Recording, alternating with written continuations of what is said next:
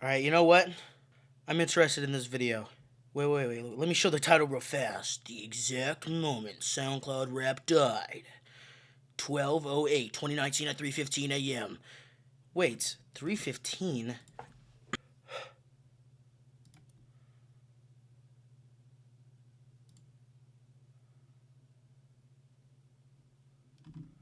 Wait, what? Oh god. Why is 3 called the Devil's Hour?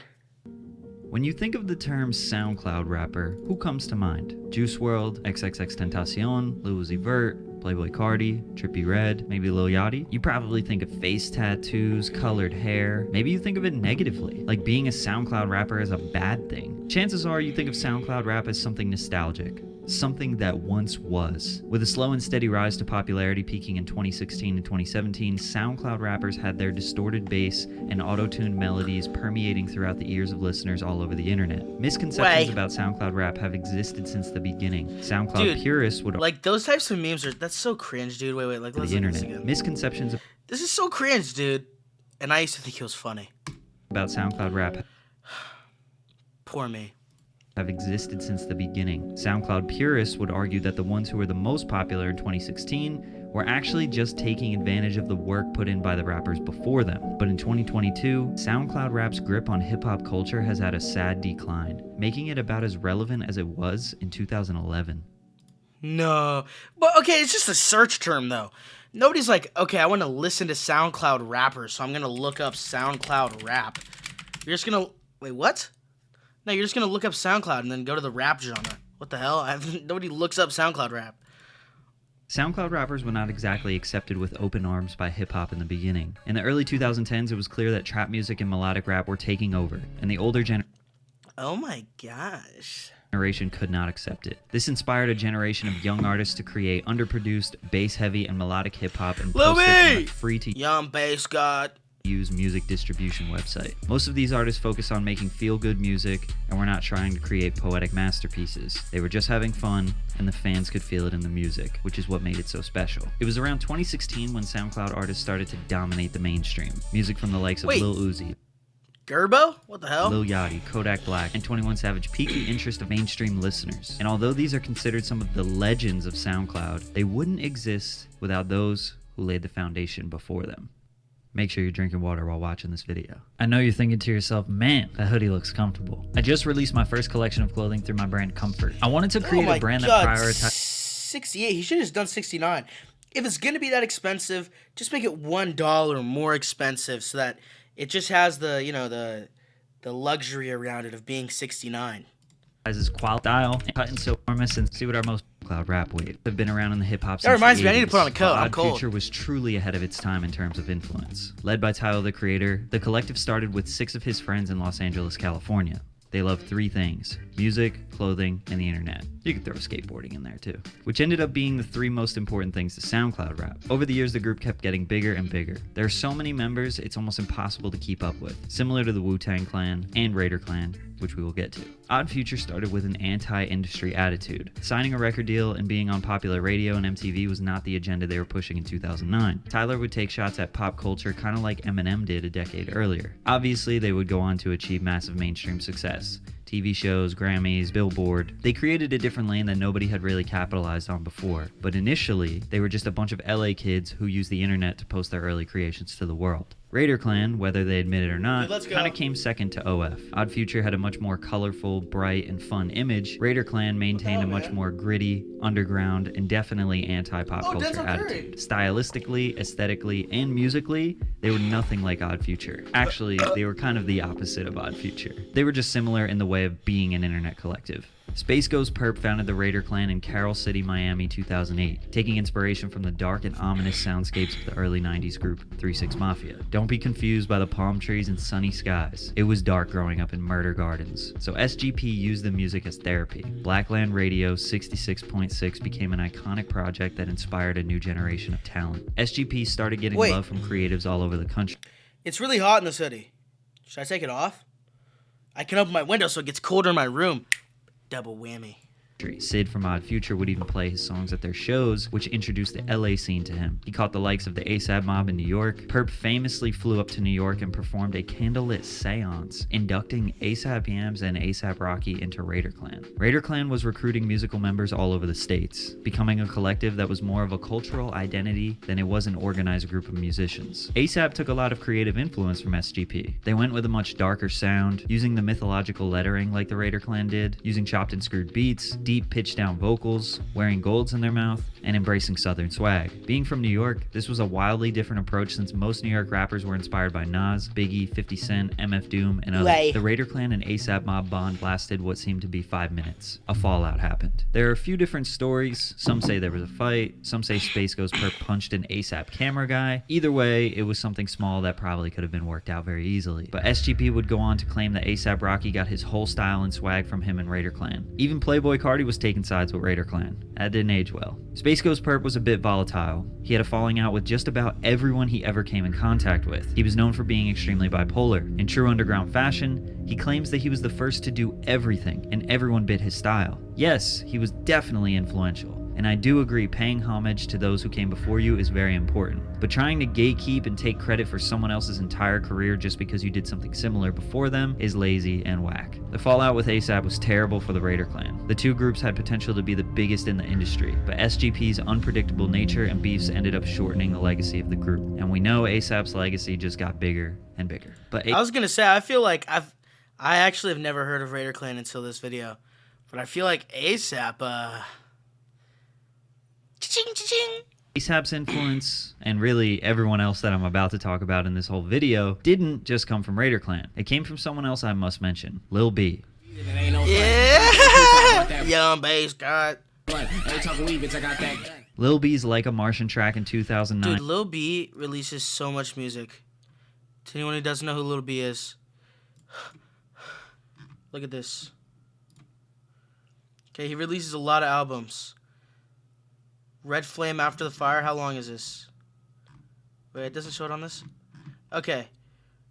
58 songs. 90 songs. 100 songs. 100 songs. 37. 101. He dropped he dropped like 350 songs in 2020 on sounds Spotify. like what SoundCloud rap became in 2017. But at the time, the internet clowned him. No, I ain't no bitch, and no, I ain't no snitch. I'm f***ing on that bitch. The crunk era of the mid-2000s led to the swag era spearheaded by Soulja Boy and Lil B. Lil B's music was very punk in the way that he followed no rules of flowing, rhyming, or song structure. He prioritized ad-libs and made them louder in the mix. Then rappers all throughout the 2010s made careers off iconic ad-libs. He started the mentality of, I'm just having fun making music. I'm not trying to be lyrical. I'm not trying to impress anyone. He rapped about sleeping with your girl, being pretty, and having tons of swag. Those were his priorities. He does have tons of swag. This became the blueprint mentality for a lot of internet rappers for the next decade. But there was another side to Lil B. A lot of people thought he was just a joke, but he took himself very seriously. And because people hated him so much, he developed a cult-like fan base of people who loved him so much. He pushed a lot of positive messages. Be yourself, be confident, take care of the earth. Usually when he got into his deeper, more meaningful lyrics, it was complemented with an ethereal, dreamlike beat. This was the beginnings of cloud rap. On the chair, ripping 15 and 16. I was breaking down the system, nobody could tell me nothing. Cloud rap is a spacey, hazy, and almost nostalgic sound that rap was missing at the time. Clams Casino was also one of the iconic producers that linked up with Lil B to help create this sound. SoundCloud rap would end up being this blend of the cloud rap ethereal sound and the dark, gritty 3-6 Mafia influence sound, and sprinkle in some emo in there too. I also feel like I have to mention this. At this point, around 2010 and 2011, these guys weren't only on SoundCloud. In fact, it wasn't really that popular yet. They used basically any streaming service that was out there to get their music heard, DatPiff being one of the most popular, and eventually SoundCloud and YouTube would become their main platforms, but the culture and the essence of SoundCloud rap and internet rap is what they were composing at the time. 16-year-old Denzel Curry was one of the first artists to be welcomed into the Raider clan in 2011 after his debut mixtape, King Remembered Underground Tape 1991 to 1995. Denzel is one of the true SoundCloud OGs that deserves more respect. Although his music was dark, aggressive, and at times depressing, he was a very positive... Dude, Denzel Curry is so good. ...and welcoming individual. He's truly an awesome guy. He wasn't afraid to show love to the people who were doing dope shit. He started with Raider Clan, stayed cool with the Sesh Hollow Water Boys, showed love to Ghostmane and Thrax House and the emo rap scene, embraced X, Ski Mask, and Members Only, way before any of them were even popular. From 2011 to 2018, he embraced all the newcomers in the SoundCloud scene, while still having a very successful career himself. And obviously now, he's pretty mainstream. In my opinion, he is the purest form of a SoundCloud rapper. Raider Clan didn't last very long due to the bipolar nature of Space Ghost Perp, but at that point, they had already inspired a new generation of artists that were about to take over the underground. From 2012 to 2015, we saw the emergence of SoundCloud artists that don't nearly get as much credit as they deserve. You had Bones and Sesh Hollow Water Boys, Chris Travis, Xavier Wolf, Metro Zoo, Young Simi, Black Cray and Goth Money, JK the Reaper, Jay Green, Rob Banks, Young Lean and the Sad Boys, Wicca Phase and Goth Boy Click, Lil Tracy, Lil Peep, Suicide Boys, Puya, Wi-Fi's Funeral, 1000 Band Fawny, and so many more. There are truthfully I was way not paying too many attention to influential any of artists that. to name, so no matter But I did recognize 1000 Band Fawny. what, like, somebody's gonna be mad in the comments because I didn't name somebody specific. But these are the real SoundCloud rappers. What about Corpse? These guys were traveling the country, doing shows, making music together, and building real fan bases, all from posting music on this website, and without the music industry really knowing about it. The only marketing they did was on Twitter, YouTube, and Tumblr. It was almost like this secret club that only people who spent hours on the internet knew about. Xavier Wolf was actually one of the first artists to get paid from SoundCloud, since his following was so strong there. They reached out to him and personally invited him to be in the first paid partner program. The music was still underproduced, distorted, and not really ready for mainstream listeners. These were all kids in the... That is really recent. That's like got to be like 4 or 5 years ago.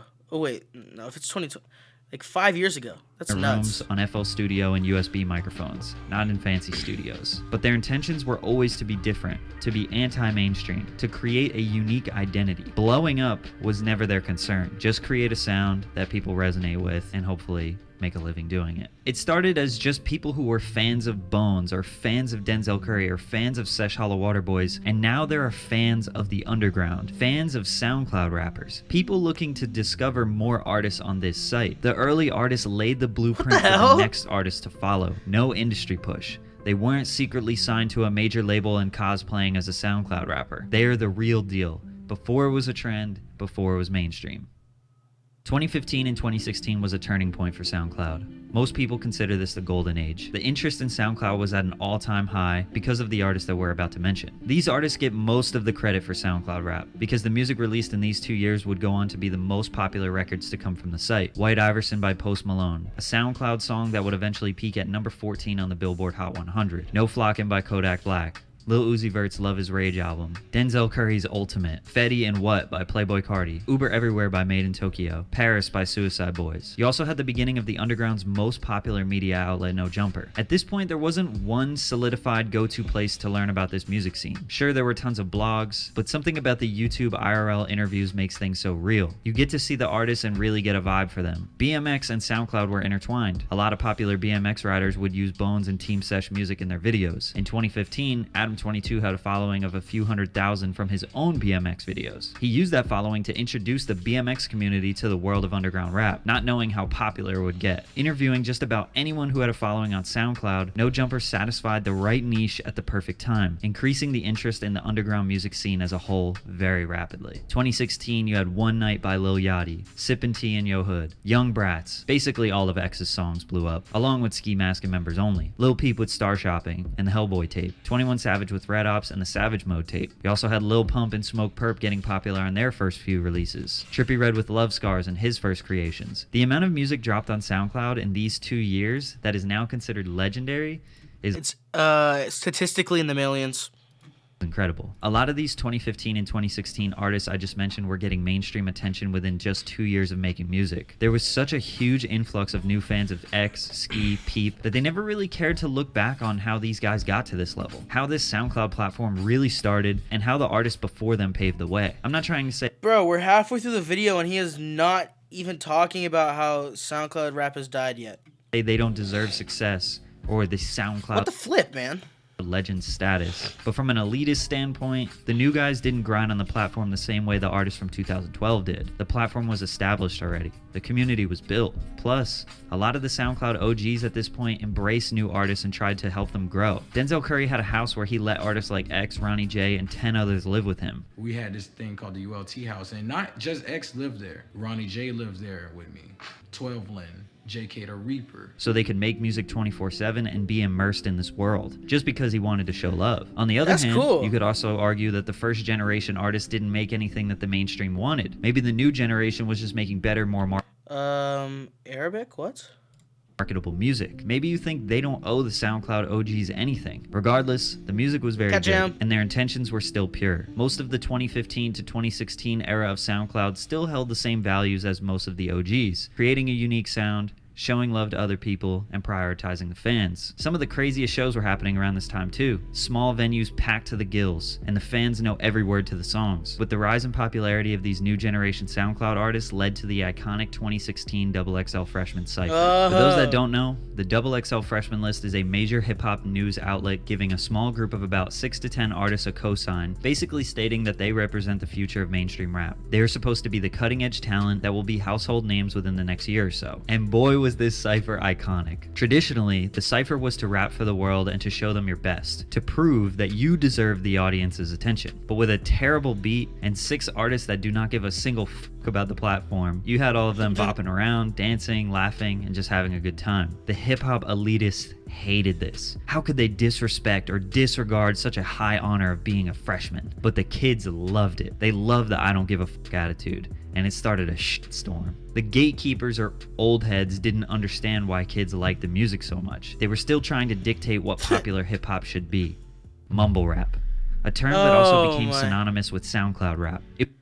It was always a terrible name for this style, and unfortunately kind of became a real genre name. The internet No, dude, I feel like it's something that racist people say. I feel like you're racist if you say started mumble this term, but it was first said in 2014 by Michael Hughes of Vlad TV. Emergence of mumble rapping, and it's been going on for a couple years. Then in 2016, it was popularized by Wiz Khalifa. Artists, so we're just rock stars. We call it mumble rap.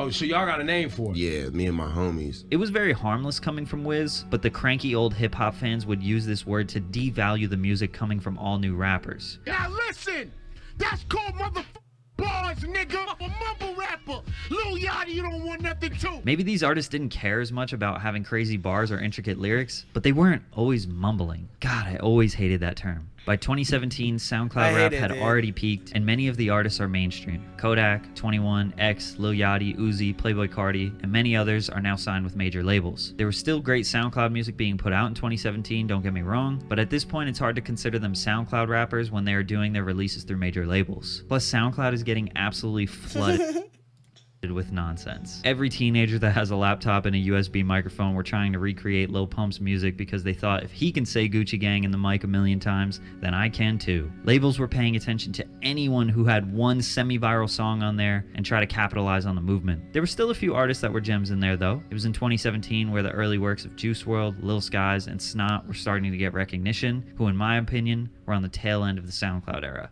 It was also in 2017 where we saw the rise of Lyrical Lemonade. Cole Bennett was providing cutting-edge visuals to his favorite SoundCloud rappers' music. Now SoundCloud rap was taking over YouTube. Lil Pump, Lil Xan, Ski Mask, Trippie Redd, Lil Sky's music videos were going viral on YouTube. Cole Bennett was providing better and more interesting visuals than most music industry professionals, and he was doing it for non-mainstream artists. I personally believe Cole's visuals helped people maintain interest in the SoundCloud scene for the next few years while it was dying out. At one point, a Cole Bennett video could make you a career. Shit, it might still even be like that. Image and fashion was that like a... Was he dissing him?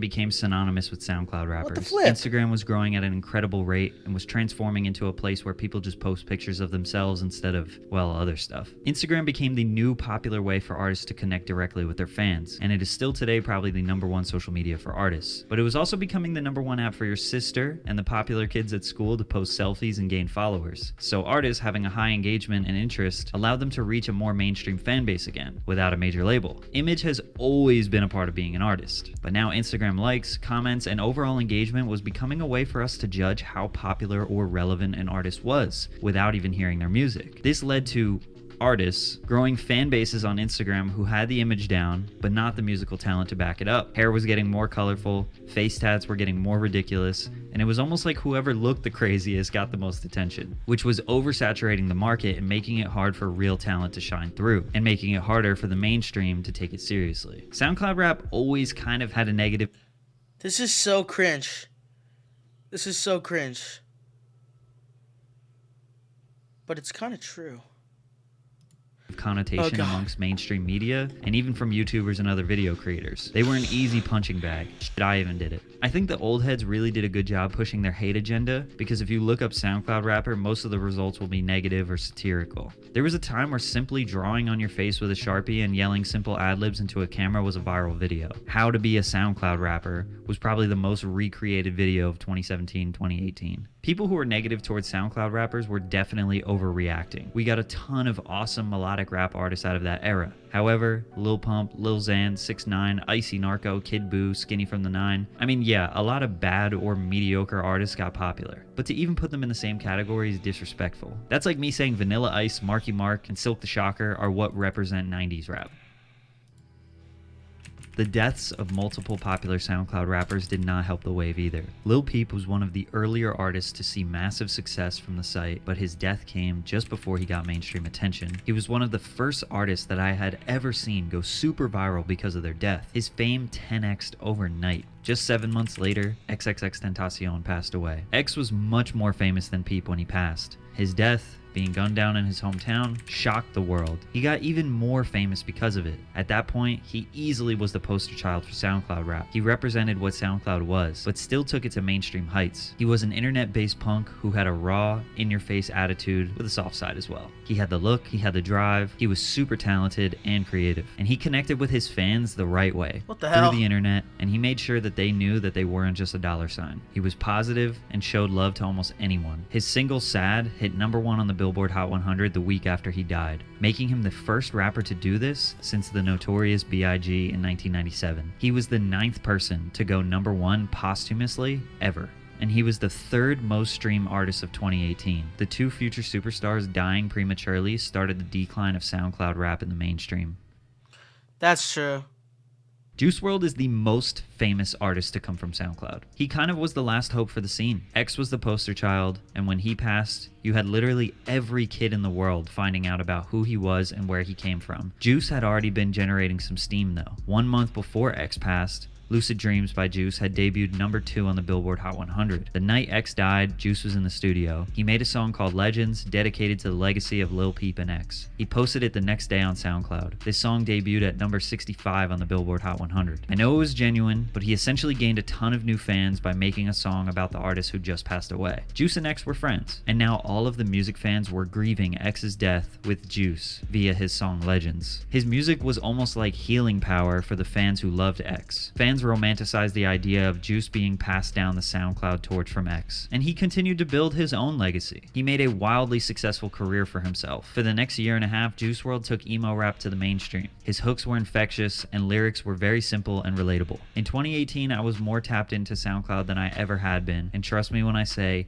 everyone was trying to copy Juice WRLD's sound. Look how popular the search Juice WRLD type beat got as soon as he hit Billboard. In 2018, SoundCloud rap was still being clowned on by the old heads. Being a SoundCloud rapper was an insult for no good reason. Gimmicky type artist careers were going south, and emo rap wasn't the most refreshing or exciting genre in terms of the gatekeepers. The industry made it worse by trying to push these artists through their multi-million-dollar empires while disguising them as SoundCloud rappers. Most of SoundCloud became a place where young artists were trying to capitalize on an opportunity, trying to become famous rather than contributing to the culture. It was once a place to cultivate a community, collaborate and innovate against the industry standard, to go against the grain and build independence. By 2018, it morphed into a place where artists were posting their best replicated versions of popular songs in attempts to go viral. And obviously there are outliers. There are always going to be people creating a wave and doing something innovative on there. Dude, I have some innovative SoundCloud rapper shit. Listen to this.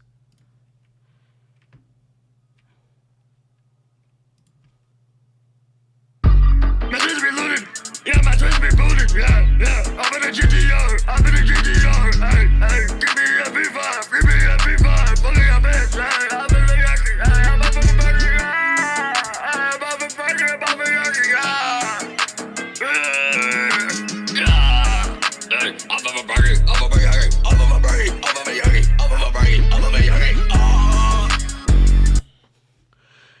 Like, that's some real innovative new sound contributing to the community shit right there, building and constructing and helping the world right there.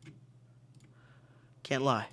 Part of my early career sifting through the weeds trying to find dope songs and dope artists, and I found a lot of them, a lot of great artists that are still my friends to this day. But throughout 2019 and beyond, it became significantly harder to find a diamond in the rough. Plus, SoundCloud as a company failed to capitalize on their wave. The biggest reason is because they were fighting to try to become a profitable company since 2011. It was a free platform. They introduced a premium service for artists so they could upload much more audio. That didn't really help much. They had loads of copyright issues when major labels stepped in. Songs were getting removed for no good reason, popular accounts were getting banned, and artists were getting copyright strikes on their pages. Then they introduced a very complicated paywall system, SoundCloud Go, with 6 different tiers that were difficult to understand. They had half the amount of major mainstream releases than Spotify, so you couldn't listen to artists like Rihanna, Katy Perry, and the Beatles. A lot of those artists are on SoundCloud now, but by the time they had figured that out with major labels, it was past its peak. But the ultimate thing, above all else, is that SoundCloud was always looked at as a stepping stone, the beginning of a career. Something to move on from, not where careers prosper. And what the masses perceive is reality.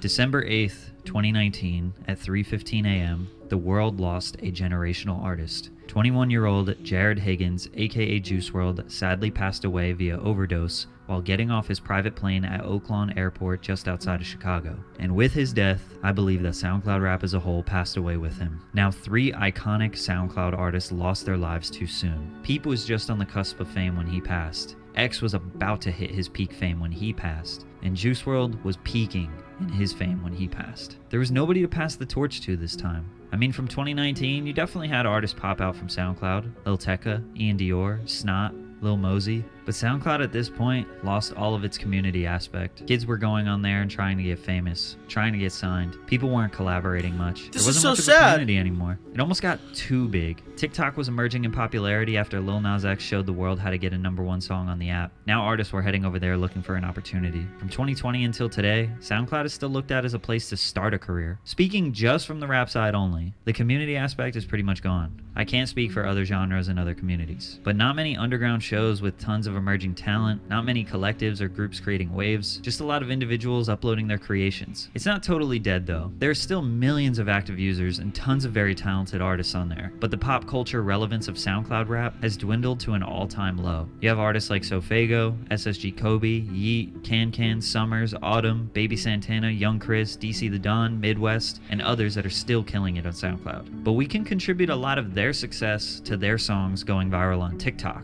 Most SoundCloud rappers today are getting poppin' on TikTok first. Remember when being a SoundCloud rapper was considered a derogatory term? And really they were just artists using a free online service to grow a fan base? Well, a lot of artists in 2020 and 2021 used TikTok as a free online service to grow a fan base. But when they blow up, the gatekeepers of the underground call them TikTok rappers, devaluing their music because it got really popular on the app. So we see the cycle is about to repeat, creating this curse that artists have to face when they have a viral song on the app. Ultimately, SoundCloud rap changed rap music history. The only way we'll get anything like that again is if a group of really, really talented artists come together and build something genuine. Not for clout, not for money, just for the art and for the fans. But knowing how the internet works and how many more people are trying to become rappers, once people find out about a new way that artists are getting attention, it gets flooded and oversaturated so quickly that nobody else can benefit from it.